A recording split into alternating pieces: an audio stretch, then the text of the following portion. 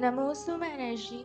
महाराज जी, जो हमने पूर्व में बुरे कर्म किए हैं तो उनको काटने का सरल तरीका क्या है? और पता है, लोहा लकड़ी से काटा कभी? नहीं। नहीं काटा ना। लकड़ी से लकड़ी को लकड़ी से तो काटा जा सकता है, लेकिन लोहे को लकड़ी से नहीं काटा जा सकता। तो जो भी कर किए हैं, अगर आप हीरा देखें तो हीरे को आप लकड़ी से काटें, लोहे से काटे, कटेगा क्या? हीरा हीरे को काटता है, लोहा लोहे को काटता है, जहर जहर को काटता है। सत्य ना? इसका अर्थ यह हुआ कि हमने जिस तीव्रता के साथ बंद किए हैं, उसी तीव्रता के साथ में हमें कुछ ऐसे उपाय करने पड़ेंगे, कठोरता के साथ उपाय करना पड़ेंगे, तपस्या करनी पड़ेगी, जिससे कि वे कठोर बंध टूट जाए। सरल उपाय यह है, सरल उपाय इसलिए बोल रहा हूं कि फिर भी सरल बता दो आप, जिससे कि हमारा काम तो चलता रहे, डरोए तप नहीं कर सकते। तो सरल उपाय यह है कि आप अपने परिणामों को शुभ बनाए रखें। शुभ परिणाम क्या होते हैं? तो आर्त रौद्र ध्यानों से अपनी रक्षा करते रहें।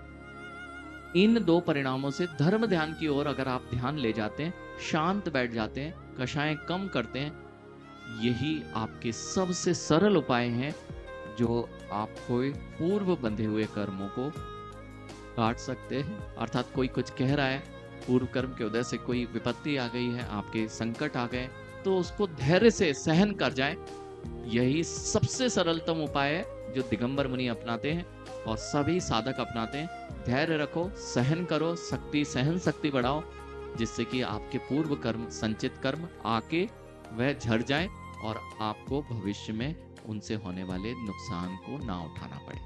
महाराज जी, प्रायश्चित और प्रतिक्रमण से ये कर्म कम हो जाते हैं या खत्म भी हो सकते हैं? प्रायश्चित और प्रतिक्रमण की विधि जिस प्रकार से की जाती है, खत्म भी किए जा सकते हैं और कम भी किए जाते हैं। दोनों की प्रक्रिया है, क्योंकि जब हम एक कैदी को देखते हैं तो पश्चाताप कई बार उसकी कैद का काल, कार्यकाल को कम कर देती है। कैद में जो काल है उसको कम भी करते हैं, और कई बार जब पश्चाताप अंतरंग से, मन वचन काय से वास्तविक रूप से किया जाता है, तो कई बार उस कैदी को बाहर भी कर दिया जाता है। ऐसी ही प्रक्रिया 10 प्रकार की जब कर्मों की स्थितियों को हम देखते हैं, बंध की स्थिति को देखते हैं, तो उदय, सत्व, उदीर्णा, अपकर्षण, उत्कर्षण, संक्रमण, निधत्ति, निकाचित, ये सारी प्रक्रिया आपके प्रतिक्रमण और प्रायश्चित के अनुसार होती है। जो पहले कर्म आने वाले थे वे कम हो जाएं,